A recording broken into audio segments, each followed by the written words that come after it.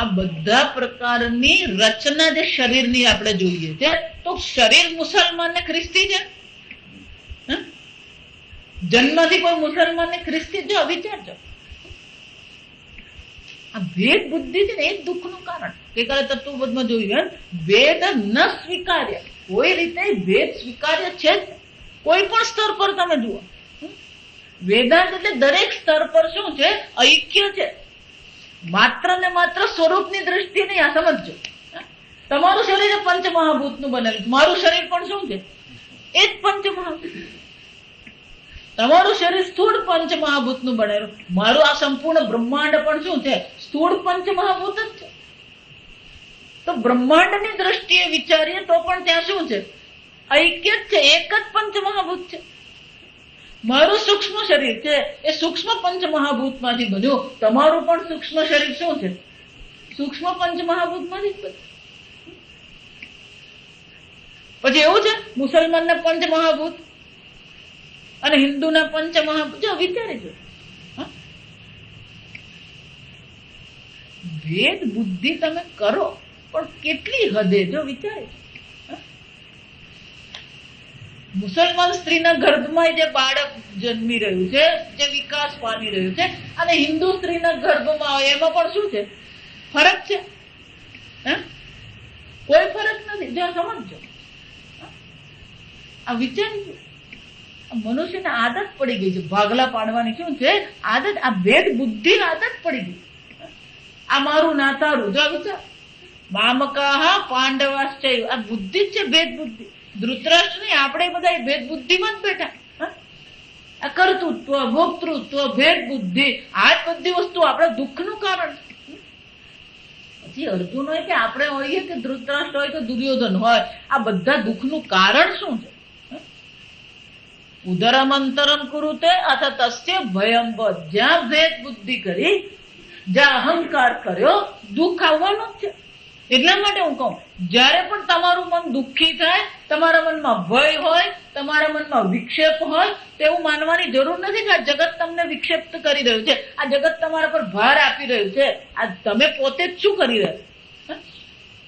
જો વિચારીજો, આ ઘરમાં એવું હતું ને, પેલા બે કામ વધારે કરીએ ને એટલે આપણને શું લાગે? જો મેં આટલું કર્યું, શું ફરક પડે, પણ કર્યું તમે ઘસાઈ ગયો.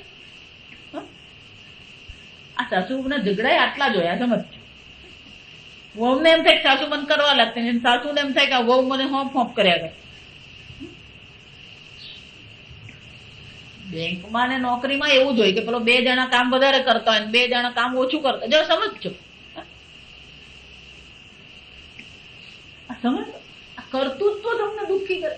મેં કર્યું, એક અહંકાર વિમૂઢ આત્મા કરતા હમેથી મેં કર્યું, તમે કરો, શું ફરક પડે? ઉપકાર કરો. આત્મનસ્તુ કામાય સર્વમ પ્રિયમ ભવતી. જા સમજો, કોઈ કોઈના પર ઉપકાર કરતો જ નથી. પણ બે કામ કોઈ વધારે કરે એટલે તરત જ શું કરવા માંડે? મેં કર્યું. બધાએ નોંધ લેવી જ જોઈએ. મેં કર્યું. પેલો નાનો છોકરો હોય ને, નાનો છોકરો આમ પેલો ખાલી પોપટ જ એક સામાન્ય દોરેલો હોય, તો પછી શું કરે? જેટલા હવે બધાને શું કરે? જો મેં આ પોપટ, એમ આપણે પણ શું માનીએ? હું 4 કામ વધારે કરું, બધાએ નોંધ લેવાની કે મેં આ કામ કર્યું. જો એનો અર્થ શું થયો? હજી આપણે બાળ બુદ્ધિમાં જ બેઠા છે. બાલા હા નતુ ધીરા હા. યમરાજ શું કહે છે? બાલા હા. આ સમજ, બે કામ તમે વધારે કરો, એમાં કોઈના પર કોઈ ઉપકાર કોઈ કરતું નથી. જો સમજ, પણ પેલો અહંકાર છે ને. જો આ વિચારી જો, આ સમજવા જેવી વસ્તુ. ધારો કે તમે 4 કામ વધારે કર્યા, અને તમે એમ માનો કે લોકોએ મારી નોંધ લેવી જોઈએ, તો લોકો તો દુઃખી થતા નથી. એ નોંધ લેવાની અપેક્ષા દુઃખી કોણ થાય છે? પોતે જ થાય. એટલે પોતે જ અહંકાર કરે, પોતે જ કર્તૃત્વ કરે, અને દુઃખી પણ કોણ થાય છે? પોતે જ થાય. અને પછી જયારે આપણે અપેક્ષા રાખીએ, અપેક્ષાના દબાણને કારણે આપણે બોલીએ, તો બોલવાને કારણે ભૂંડું કોણ દેખાવાનું? વિચારી જજો, આ વિચાર. આપણો જ અહંકાર આપણી પાસે અપેક્ષા કરાવે, એ જ અપેક્ષાના દબાણમાં આપણે બોલીએ, એ જ અપેક્ષાના દબાણમાં બોલેલું પછી કોને વાગવાનું? આપણું જ બોલેલું આપણને દુઃખી કરે. જો સમજો, છેવટે જે દુઃખનું કારણ છે એ શું છે? અહંકાર મૂઢાત્મા કરતા હમેથી મનીએ. જો વિચાર, એટલા પણ હું તો હંમેશા કહું, તમારે કરવું છે કે નથી કરવું, વાત પતી ગઈ, છોડી. મેં આટલું કર્યું ને આટલી અપેક્ષા, એ વાત જ ખોટી. આ સમજ, એને દુઃખતી નસ કહેવાય. એને શું કહેવામાં આવે?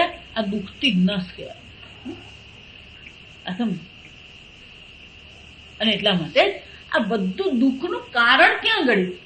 આ ભેદ બુદ્ધિ જ દુઃખનું કારણ છે. આ સમજો, આ સંપૂર્ણ બ્રહ્માંડ પંચમહાભૂતનું છે. તમારું શરીર પણ શું છે?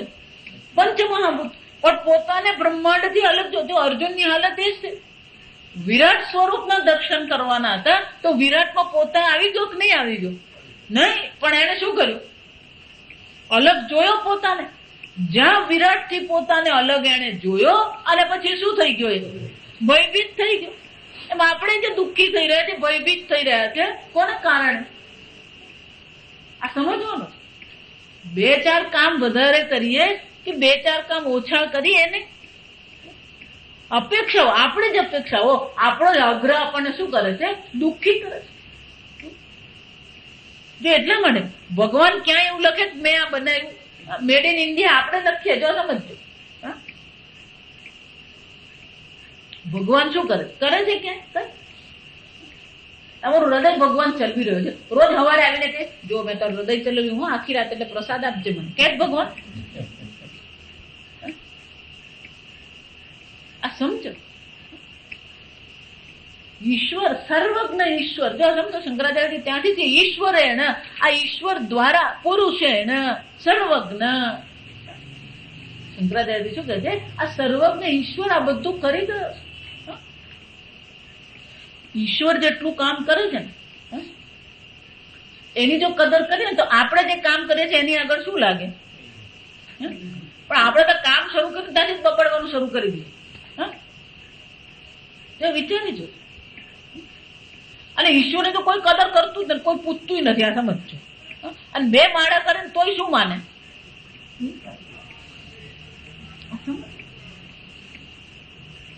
વિચારી જો. શંકરાચાર્ય એટલા માટે જ કહે છે સર્વજ્ઞ એને પુરુષ છે. એ સર્વજ્ઞ જે ઈશ્વર છે એ બધું જ કરી દો. તો ખરેખર તો દુઃખી ઈશ્વર જ થવું જોઈએ. આ સમજો. ખરેખર દુઃખી કોણે થવું જોઈએ? ઈશ્વર. પણ ઈશ્વર દુઃખી થતો નથી. કેમ? નિરપેક્ષ, ન કર્તૃત્વ ન કર્માણિ.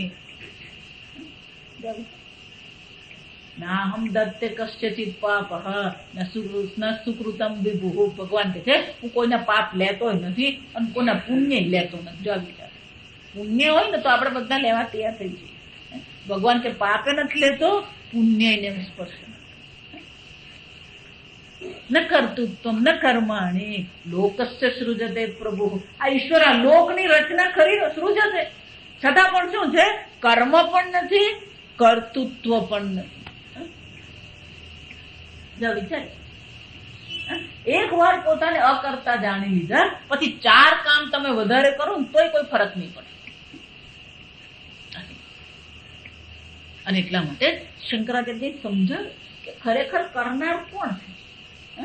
આ નિયતિ કોની છે? સર્વજ્ઞ ઈશ્વરેણ એવ.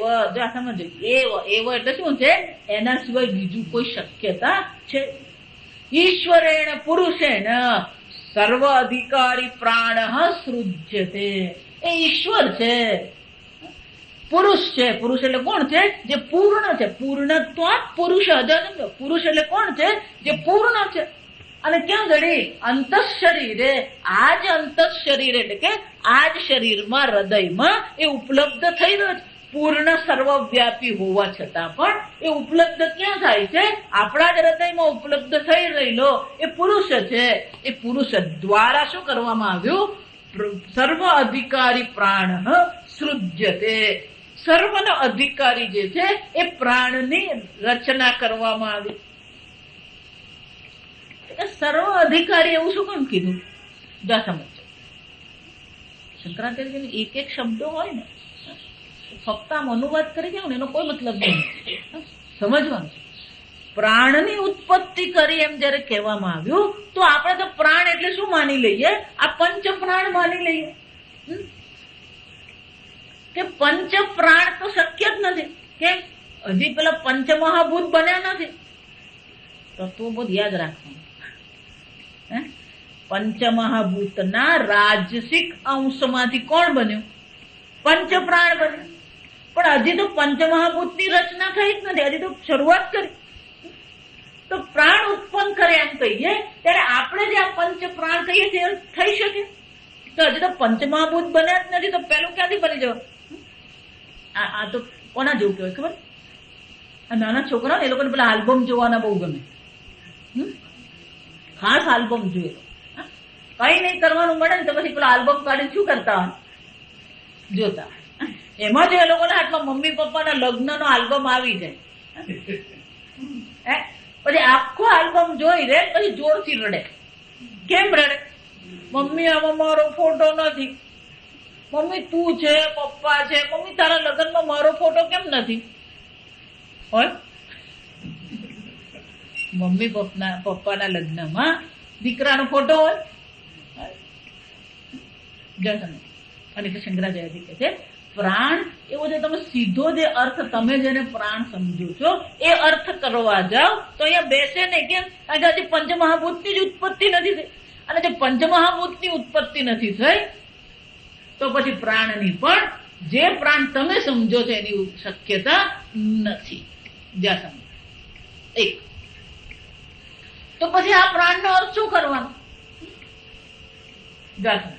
એટલા માટે શંકરાચાર્ય બહુ સુંદર ચર્ચા કરે કે પુરુષ એ પૂર્ણ છે, સમષ્ટિ કહેવાય. ઈશ્વર જેને કહેવામાં આવે સમષ્ટિ કારણ જે છે, સમષ્ટિ કારણ શરીર જે છે, તમારું એક કારણ શરીરને પ્રાજ્ઞ કહેવાય. એ જ રીતે સમષ્ટિ કારણ શરીર છે અને ઈશ્વર કહેવામાં આવે. જો એટલા માટે જો ઈશ્વર પણ આપણા માટે પારિભાષિક શબ્દ. લોકો એનો કયો અર્થ કરે આપણને ખબર નથી. જો વિચારજો. એટલા માટે ઈશ્વરનો જેટલા પણ અંગ્રેજીમાં વેદાંત ભણાવે એ લોકોની પહેલી મૂર્ખતા એ છે ઈશ્વરનો અર્થ એ લોકો સીધો ગોડ એવો કરી દે. આ જો સમજ. પણ અંગ્રેજીમાં ગોડનો એક ખ્યાલ છે, કોન્સેપ્ટ કહેવાય. એ લોકોનો ખ્યાલ શું છે? God sitting in heaven created this world. એ લોકોનો ગોડ છે એ શું કરે છે? સ્વર્ગમાં બેસીને આ જગતની રચના કરે. સમજો. એટલા માટે જયારે તમે ઈશ્વરને બદલે ગોડ શબ્દ વાપરો એટલે તત્કાળ જે લોકો આ સંસ્કૃતિના નથી એ લોકોના મનમાં શું અર્થ આવવાનું?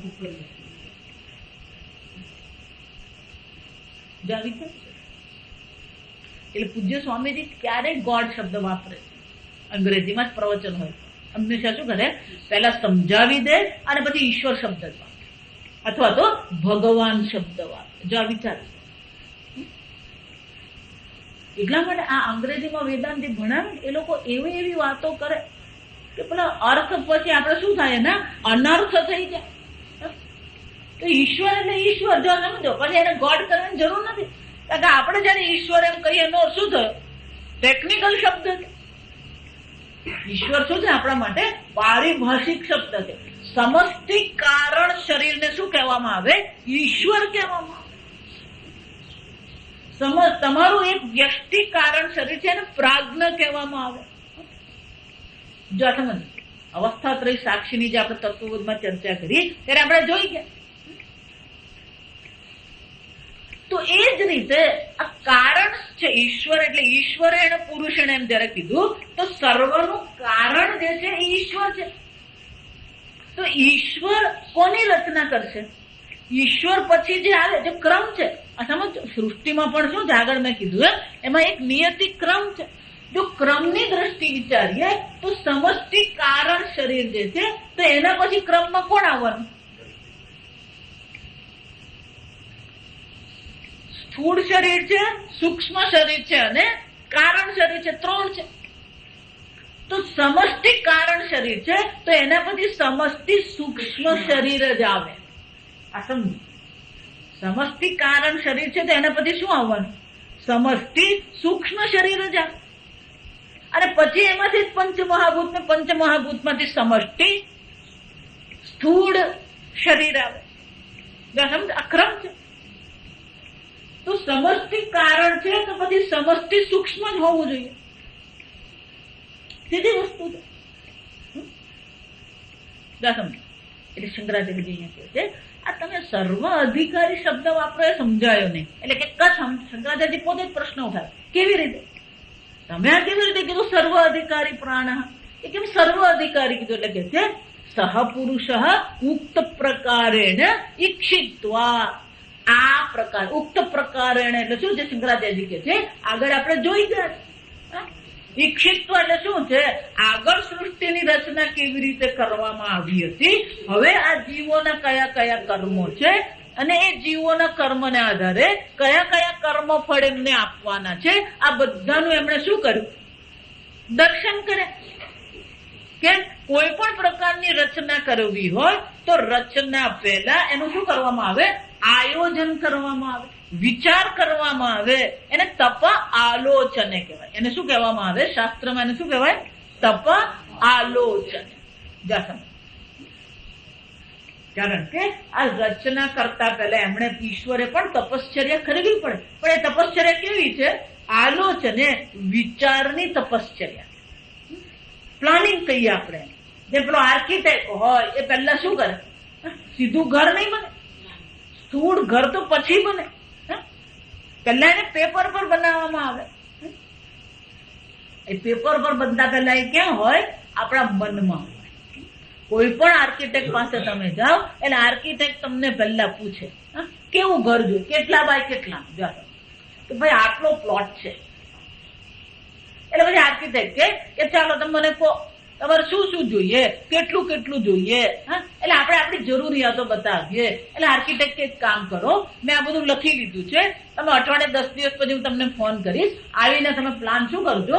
જોઈ જજો.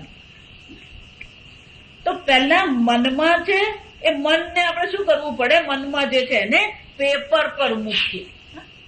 એને સૂક્ષ્મ કહેવાય. પેપર પર મૂક્યું એને શું કહેવાય? પેલું કારણ છે, વિચાર છે, તપ આલોચન. પછી ચિંતન કરવામાં આવે. એ ચિંતનને અંતે પછી એને પેપર પર મૂકવામાં આવે. એને સૂક્ષ્મ કહેવાય. એ પેપર પર જે મૂકવામાં આવ્યું પછી આપણે જયારે મળવા જઈએ ત્યારે શું કરે આપણને? જો આ તમારો બેડરૂમ છે, આ તમારું ગેસ્ટ બેડરૂમ છે, આ તમારું ટોયલેટ બાથરૂમ છે, અહીંયા આગળ રસોડું છે, આ બધું બતાવે. જો સમજ. જેમ જેમ પેલો આર્કિટેક્ટ બોલતો જાય એમ આપણા મનમાં શું થતું જાય? એક ચિત્ર ખડું થાય.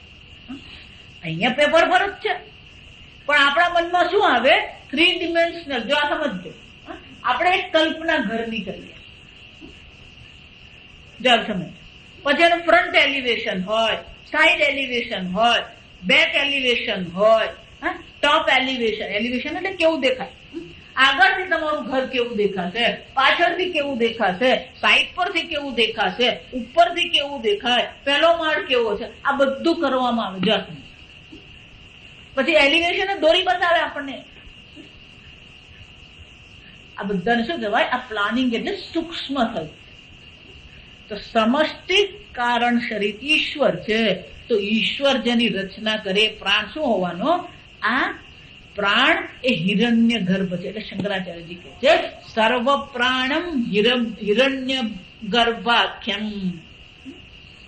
આખ્યમ એટલે નામ. એનું નામ શું છે? હિરણ્ય ગર્ભ. એ કોણ છે?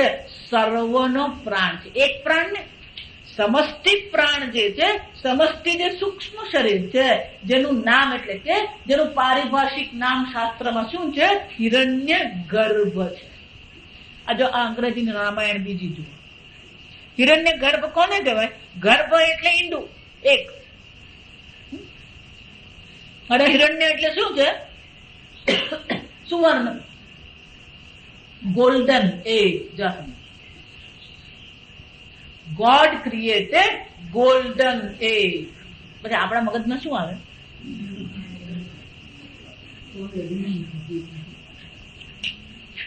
સમજો. એટલે આપણે પેલું સોનાનું ઈંડું જોયું, એટલે પેલું સોનું એટલે ચમકતું જો. એટલે ભાઈ હજી પંચમહાભૂત બન્યા નથી તો તારું સુવર્ણ ગોલ્ડન આવવાનું કાથી જો તમે વિચારી શંકરાચાર્યજી કે છે આ હિરણ્ય ગર્ભ એટલે શું છે? સર્વ પ્રાણ, સર્વનો જે પ્રાણ છે, સર્વનું જે સૂક્ષ્મ શરીર છે, એનું નામ શું છે? હિરણ્ય ગર્ભ. જો એટલા માટે આ ટેકનિકલ શબ્દ, પછી ટેકનિકલ શબ્દ એને શબ્દતઃ અનુવાદ નહીં થઈ શકે. હિરણ્ય ગર્ભ એમ જયારે ગુજરાતીમાં કે સંસ્કૃતમાં કહેવામાં આવે તો ગોલ્ડન એક એવો એનો અર્થ નહીં થાય. એનો અર્થ શું થાય? ટોટલ સટલ બોડી એવું કરવું પડે. ટોટલ સટલ સંપૂર્ણ સમષ્ટિ સૂક્ષ્મ શરીર અર્થ કરવો પડે. એટલે શંકરાચાર્યજી કહે છે સર્વ પ્રાણ, આ કારણ શરીર ઈશ્વરમાં, ઈશ્વરે શાની રચના કરી? હિરણ્ય ગર્ભની રચના. કેવી રીતે? ઉક્ત પ્રકારેણ ઈક્ષિત્વ, આગળ કીધું એમ વિચાર કરીને દર્શન પહેલા મનમાં કર્યું અને પછી હિરણ્ય ગર્ભની ઈશ્વરે રચના કરી. સૃજતે, સૃજતે એટલે શું છે? રચના કરી. પણ આ હિરણ્ય ગર્ભ કોણ છે? આગળ જે શંકરાચાર્ય શબ્દ વાપર્યો સર્વ અધિકારી પ્રાણ, કે સર્વ અધિકારી છે. કેમ સર્વ અધિકારી છે? કે આ સર્વની રચના કરવાનો અધિકારી એ પ્રાણ, હિરણ્ય ગર્ભ પ્રાણ છે. ઈશ્વર તો માત્ર હિરણ્ય ગર્ભની રચના કર્યા, સમજ. પછી હિરણ્ય ગર્ભમાંથી, એટલે જ કીધું પ્રાણાત, પ્રાણાત એટલે શું છે? પછી હિરણ્ય ગર્ભમાંથી આ સમષ્ટિ સ્થૂળ શરીરની વિરાટની રચના થાય. સમજો પ્લાન જે આપણે બનાવીએ એ પ્લાનને અનુરૂપ જ પછી શું થવાનું? મકાન બનાવવામાં આવે કે મશીન બનાવવામાં આવે? જો સમજો એક પ્લાન આપણે શું કરીએ? પેલો નગરપાલિકામાં પાસ કરાવીએ, પછી જો ફેરફાર આપણે કર્યો હોય તો એ ફેરફાર પાછો આપણે શું કરવો પડે? નોંધાવવો પડે કે ભાઈ અમે આટલા આટલા પ્લાનમાં ફેરફાર કરી. જો તો પહેલા એ વિચાર રૂપે હતું, હવે એ પ્લાન રૂપે આવી ગયું. હવે આ પ્લાન એ બંગલા બનાવવા માટેનો શું થઈ ગયો? આધાર થઈ ગયો. બંગલો બનાવવા માટેનો હવે આધાર કોણ છે? વિચાર નહીં, યોજના નહીં, અપેક્ષાઓ નહીં, પણ આધાર હવે કોણ બની ગયું? પ્લાન. પછી જેટલું પણ બનશે કોને આધારે બનશે? પ્લાનને આધારે. જો એટલા માટે હંમેશા આજે લોકોને બંગલા બનતા એ હંમેશા પેલો પ્લાન લઈને જ ફરતો હોય. જ્યાં જાય જો આ સમજો, જેને બનાવ્યું ને એને ખબર હોય. એટલે પેલો પ્લાન લઈને, એટલે પેલો જયારે બનાવતો હોય ને તો પેલો પ્લાન લઈને પહોંચી જાય. તો તમે કહેતા હતા ને કે આ બેડરૂમ અહીંયા જ છે, ઉત્તરમાં જ બનાવ્યો, જો સમજો. એટલે પેલો પ્લાન પ્રમાણે પછી શું કરે? જો એટલા માટે પ્લાન હોય ને એમાં પેલો આમ એરો કરીને નોર્થ એવું બતાવવામાં કે આ તમારી કઈ દિશા છે? ઉત્તર દિશા છે. એટલે આપણે પણ જયારે પેલો બંગલો બનતો જઈએ ત્યારે પહેલા પ્લાન ને શું કરી દઈએ? આમ નોર્થ બાજુ ગોઠવી દઈએ. આ ઉત્તર દિશા છે તો પેલો નોર્થ ગોઠવી દઈએ. એટલે પ્લાન એ પ્રમાણે ગોઠવે. પછી શું કરવા માંડીએ? જોઈએ. પેલો કડીઓ હોય એને પણ શું કરવામાં આવે કે જો ભાઈ આ પ્રકારનું કરવાનું. તો પછી બંગલો બનાવવાનો સર્વ અધિકાર ક્યાં ઘડી આવી ગયો? પ્લાનમાં. પછી પેલું વિદ્યા સમજો. એટલે શંકરાચાર્ય શું કહે છે? એક વાર આ હિરણ્ય ગર્ભની રચના થઈ, એ હિરણ્ય ગર્ભ હવે પછીની જેટલી પણ સૃષ્ટિ થશે એ સૃષ્ટિ માટે અધિકારી કોણ છે? સર્વ અધિકારી કોણ છે? આ પ્લાન છે. એ જ રીતે સર્વ અધિકારી કોણ છે? હિરણ્ય ગર્ભ છે. આ એટલું અદભુત છે. આ સમજ વ્યવસ્થિત છે. પછી પેલું કારણ શરીર જરૂર નહીં. પછી કોની જરૂર છે? આ હિરણ્ય ગર્ભ. પેલું પ્લાન ની જ જરૂર પડે. પછી પ્લાન ને આધારે જ ચાલવાનું. એમ સર્વ અધિકારી પછી કોણ થઈ જાય? આ પ્લાન થઈ જાય, હિરણ્ય ગર્ભ થઈ જાય. અને એટલા માટે શંકરાચાર્ય કહે છે આ પુરુષે પ્રાણની રચના કરી, હિરણ્ય ગર્ભની રચના કરી, જે સર્વ હવે પછીની સર્વ સૃષ્ટિ માટે કેવો છે? અધિકારી. અધિકારી એટલે સમર્થ છે. જો સમજો બધું આવી જાય. એટલે હિરણ્ય ગર્ભ પણ સર્વજ્ઞ છે, સમર્થ છે. સર્વ પ્રકારના અધિકારીની, સર્વ પ્રકારે અધિકારી એ પ્રાણની રચના ભગવાને કરી. એ જ વસ્તુ શંકરાચાર્યજી અહીંયા હવે સમજાવે છે. એટલે કે છે આ પ્રકારે ઈક્ષણ કર્યા પછી હિરણ્ય ગર્ભની રચના કરવામાં આવી. પણ હિરણ્ય ગર્ભ કેવું છે? સર્વ પ્રાણી કરણ આધારમ. કરણ એટલે શું થયું? આપણે જોયું આ શરીરને કાર્ય કહેવામાં આવે.